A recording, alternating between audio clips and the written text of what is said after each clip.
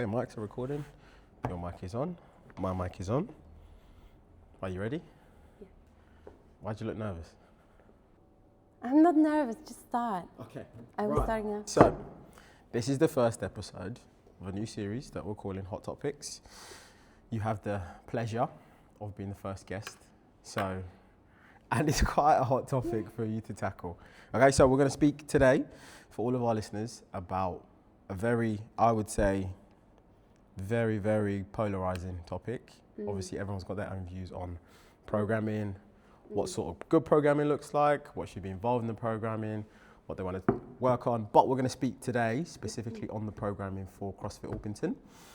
For those that don't know, I think most people already know, but for those that don't know, you are the one that does the programming for the gym, the general programming, so the programming that we'll find in our CrossFit classes, in our barbell classes. I kind of touch on barbell a little bit as well, Yeah, but you do.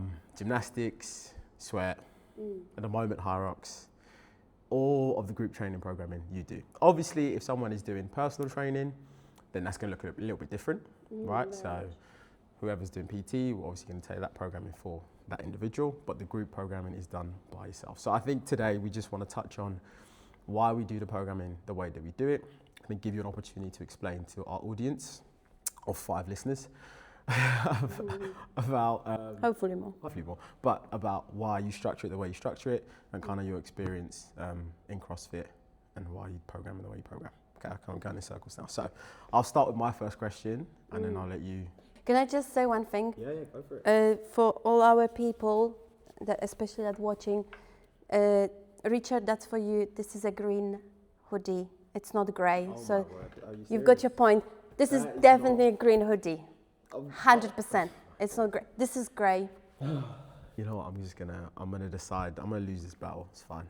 There's too many people that say it's green. Yeah. So I just wanted to make announcement. all right, fair. I'll change it on the spreadsheet. You get the point. Green hoodie. No, that's grey hoodie. Okay. Anyway. No, green hoodie. Green and grey. Green. This is a green hoodie. Okay, it's a green hoodie. We've decided. But the first question I want to ask you today is kind of just to explain to everyone. Obviously, I know that there's going to be sometimes opinionated on what good programming looks like. But what, in your sense, does a good program consist of? What does it look like? A good programming. Yeah. Right. A good program. Good CrossFit program. Right. So I will start with.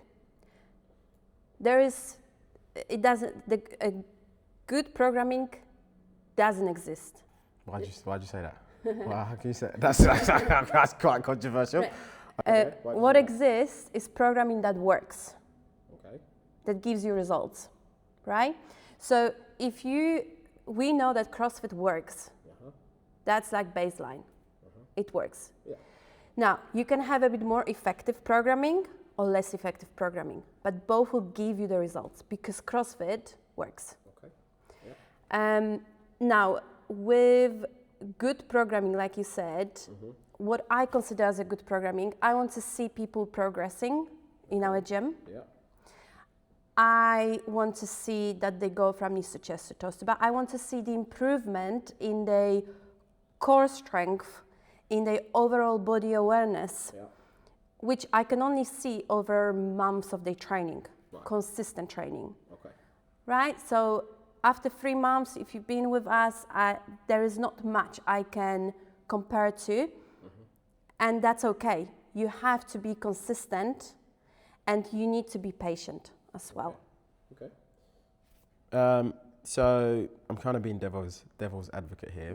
So if, say, I'm new to the gym and I'm very new to CrossFit, start my CrossFit journey, and I don't get why we do one day strength, then the next day you have us run and do burpees, then the next day we do pull-ups, toes to bar, then the next day we're back to doing rowing and echo back. Like, why does it feel so random? Why is it not like your typical 5-day split, Monday's chest, Tuesday's arms, Wednesday's legs, Thursday's core, whatever, right? Why is it so, if I can use the word random, obviously you're going to say varied, but why does it feel so random?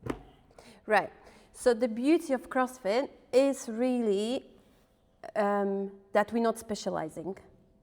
So when you come to CrossFit gym, you will see that we base our movements on functional movements, right? And you won't see the leg press. Yeah. Like you have to use your body to perform the movement, right? So now, functional movements, that's one. The beauty of it is that I said. You told me what you said. You lost your Wait. train of thought. Spoke about functional movement. The beauty of it is Not specializing. Yes. So because we're not specializing, you can expect yourself to be challenged in all areas of fitness, if you want to think like that. I can give you 10 physical skills, basics. We work with speed, we're working with power, strength, coordination, endurance, we're working with agility, and the rest. Okay? Yeah. So the random thing comes from challenge you in all those areas. That's one. Yeah. Secondly, we also want to challenge your energy systems. So you're not just working on nice and slow and long, okay? Where it's with the presence of oxygen. Now we challenge you to work under 5 minutes, but you feel like those 5 minutes of workout took everything out of you. What happened? You worked on different energy system, and your body utilized, all your ATP energy cells in a different way. So when you go somewhere and you have some experience, adventure on your holiday, you're able to endure anything. You can try because you can do it. Okay. Right. Okay. So making sense a little bit to me now. So I mean, I'm playing, in layman's terms, I'm just acting like I don't know. Okay. So what you're saying is. Do you know? No, I know you know. The reason that it is varied or random, as some people might say it's random, is so we are challenged in loads of different modalities. It's so we can train agility, balance, coordination, all these special words that we like to use. Exactly. But also what you're saying is it keeps us or gives us the ability to train in a varied way. So we can run really fast if you want to run really fast and do like a sprint workout, but we can also do a long endurance workout if you want to do a long endurance workout. Okay, all right, that's kind of making sense to me. So my next question then would be, what if I'm coming into the gym with specific weaknesses, right? I'm coming in and I know that I've always done long distance running, for example, run loads of marathons, done loads of running work for years and years and years and years and years, and now I want to improve my strength. Is the programming still going to do that for me? Compared to someone who, yes, why? So you mean somebody comes to the gym that's got just running experience? Just running experience, no other experience, no experience with lifting, no experience with gymnastics, but they're looking to get strong, but they want to do that in our CrossFit classes. Is that something that they can still achieve given that the programming is quite varied? Absolutely. Okay. And we have examples of it, many examples in our members. And the first person coming to my mind is Jane. Sorry, Jane, I'm gonna put you, if you're watching, if you're listening. But yes, all she did was running, and she runs like 10K every day. She's a beast. Quite ridiculous. Wow, Yeah. I would love it. But that's what she did. When I was doing her on ramp, she was saying she never ever touched a dumbbell. She never ever touched a barbell. So she's got no idea how to work with weights. She just got no experience. She did say she struggles with some back pain because she went through twin pregnancy and it impacted her lower back. Yeah. She then told me to be a little bit more careful with her regarding to movements that put some kind of pressure on lower back. So I said, fine, we're gonna take it very easy, but you have to be patient in this process. Yeah. And she said, I don't mind it. You know, I as long as I move safe and I progress in a gradual way, I'm happy to do it nice and slow. So then now she can lift, she can squat without, you know, she built her confidence. But again, it took a while. She's been with us almost a year, I want to say. Again, that came with her attitude of being able to take the correction and guidance. So I did tell her, we have to take it very slow, and she was happy with it. And also, whenever she was in a class, and I was coaching, but I believe any other coach would have the same experience with her. She is taking your advice because you, as a coach, you do know better. You can see her from the side view, and you know what is a little bit too much, especially in intense workouts, where it will push that extra strain on her lower back. So we have to step back, make it a little bit easier, but build her strength in a very slow and gradual way. Mm-hmm. So yes, you will get stronger. You have to be patient though. CrossFit is about patience. Okay, it's good to hear. It's good to hear. Okay, so then lean on from there. Let's talk a little bit more about your own programming philosophy, right? So maybe take us through, you don't have to take us through exactly what you do, but how would you say through your experience over the years? I know that you've been doing CrossFit before you even met me, can't believe it. But you've been doing CrossFit a very long time. So how would you say your programming philosophy has changed from when you started CrossFit, so from year one, to now when you're a coach and you're watching obviously how people move, how they approach the workouts, how they approach the classes? How would you say your programming has changed over the years, if it has changed? In honesty, it changed massively. At first, I'm kind of laughing under my nose, but we had a great time. At first, it was very much... I know what you're going to say. What I'm going to say? What, like just chipper workouts, long slogs? It was hardcore in that way, yeah, yes. Yeah, So long, you know, it was almost like a old school CrossFit. Lots of volume, sweat. So I would be doing burpee box jumps every day with some heavy barbell, running. Not so much focus on isolation or gymnastic specific work, strict strength work, foundational work basically. So my view, yes. Okay. Sorry to interrupt, but so why was that for you a bad thing? Because obviously someone might see that and say, that's great, you're doing all these different movements, you're touching base with all these different movements in a workout, like that's great, that's what you want, that's when you learn a lot about yourself, no? But why is that not ideal?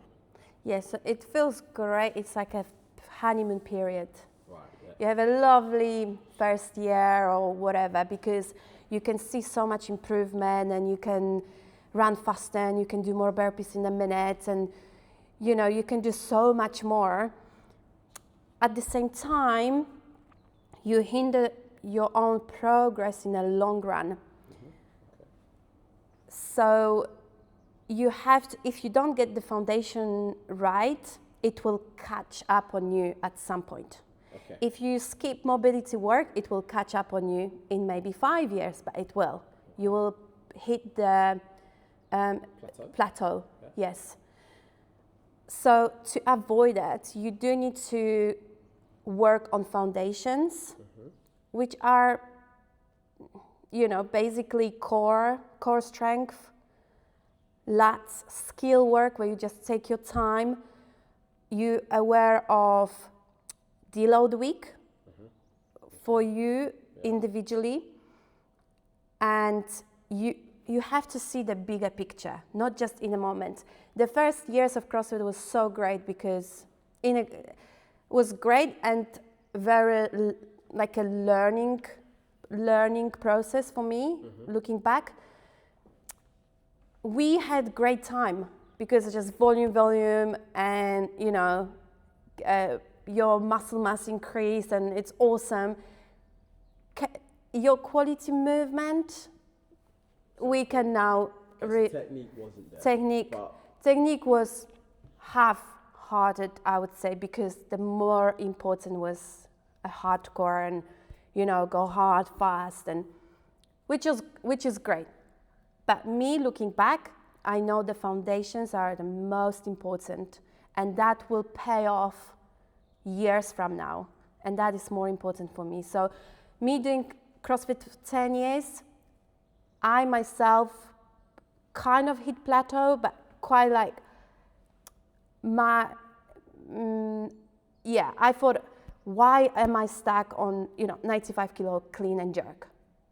I hit that 3 years ago, and I kept training. My training still was, I could hit intensity and all the other elements, but why I cannot improve my clean and jerk PB, But I realized it is mobility, it's that foundations that I kind of skipped because I wanted to do fast, 10 reps for time or touch and go reps without thinking the way I look. Okay. So quality of the movement, quality is very important. Yes. And that's the only thing that's changed about your program, or has there been other stuff? So you said foundational stuff is obviously key. Yes. No, there are obviously many other things. Like if I would to program for you 5 years ago, I would cramped 50 minutes, 55 minutes of workouts.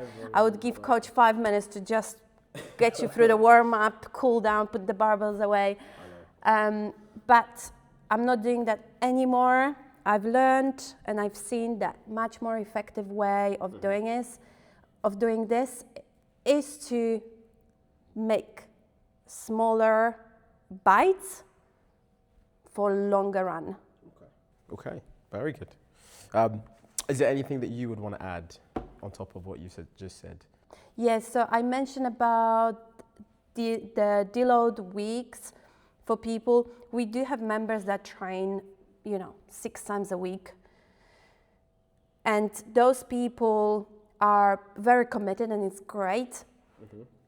Programming in our gym is being programmed, taking into consideration our whole membership base.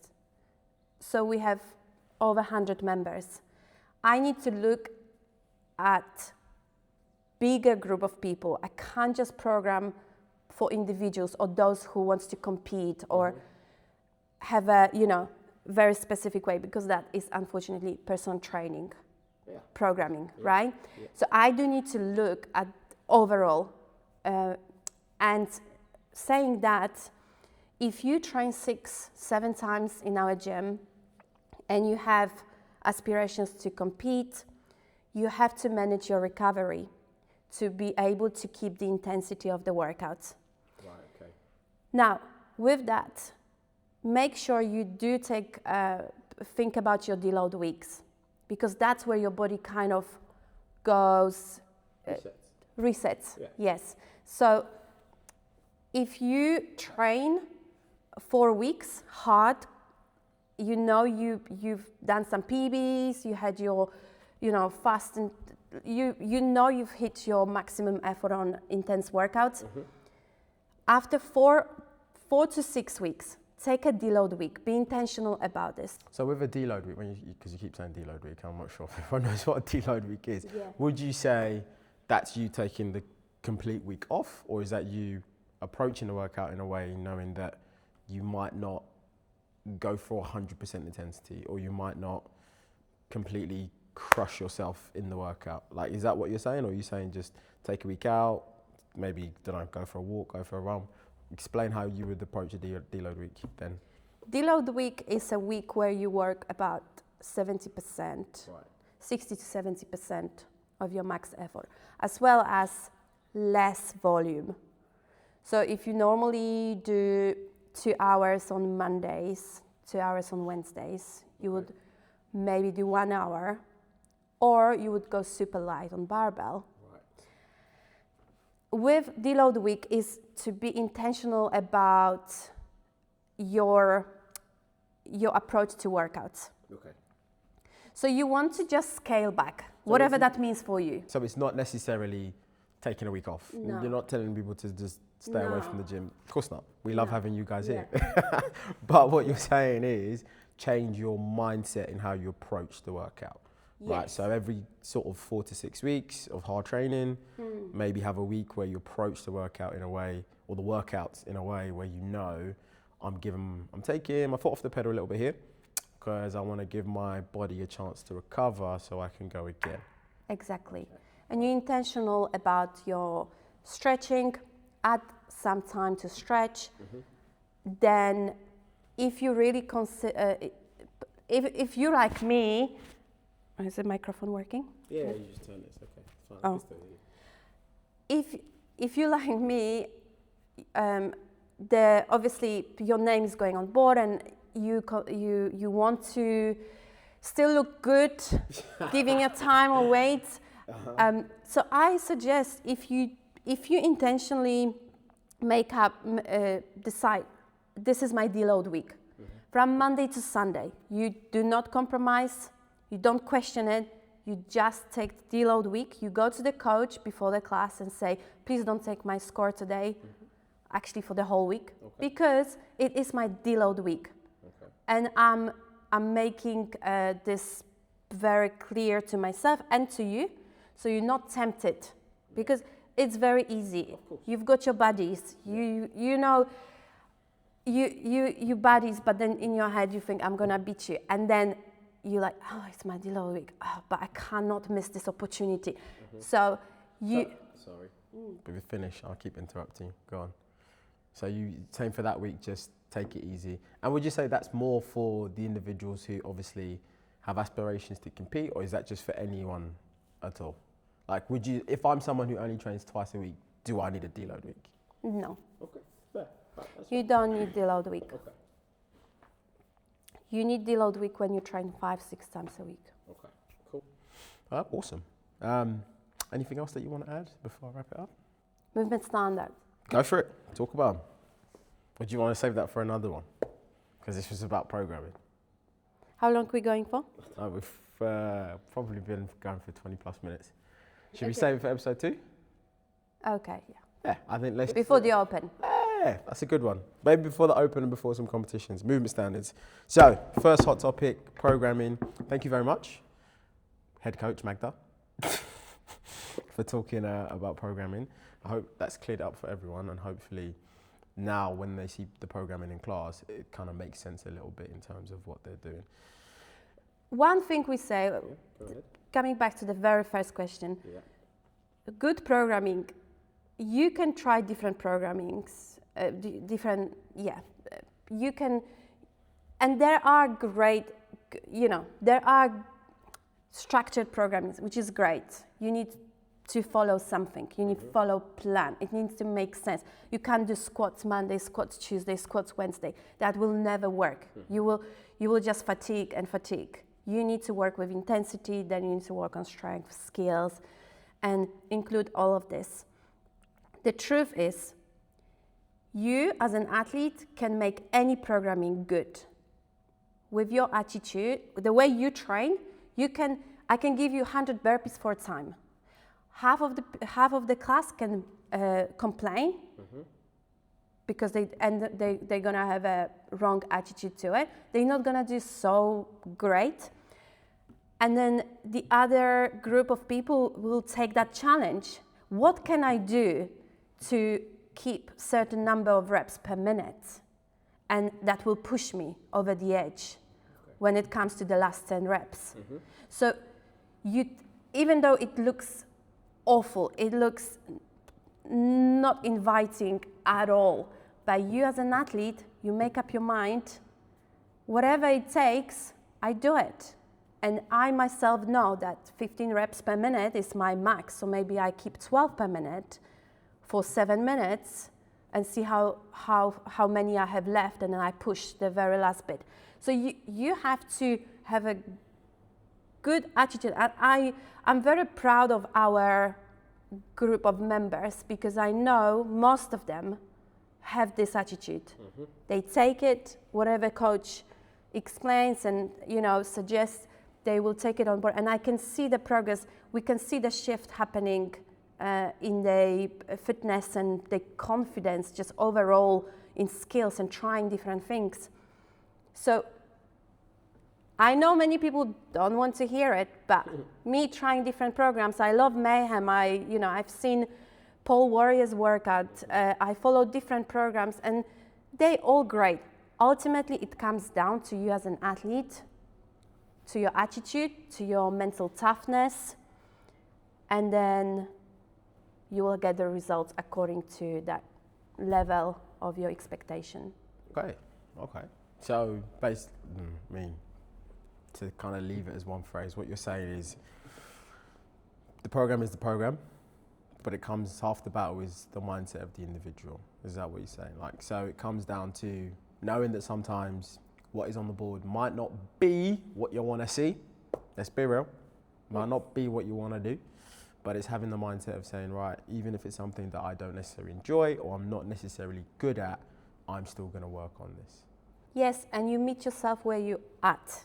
Okay. You don't put unachievable expectation in yourself. Right. Is there a word, unachievable? Yeah. You don't, if there's a 5K run and your 5K is 30 minutes, you don't put 25 minutes as your goal because you're gonna get discouraged. You will be like, you won't have the right attitude to hit it at your 100%. Give yourself achievable time, 29 minutes, and then maybe you will get 28:30, who knows? But make it achievable. Your mindset is half of the battle before the class starts. I do believe so. And I know it is. Okay. All right, cool. That's episode 1. We'll catch you on the next one. We talk about movement standards. I mean, that was you being nice. The next one, I don't think she's going to be this nice. So we'll see. We'll see. Okay, I'm going to end it there. Cut.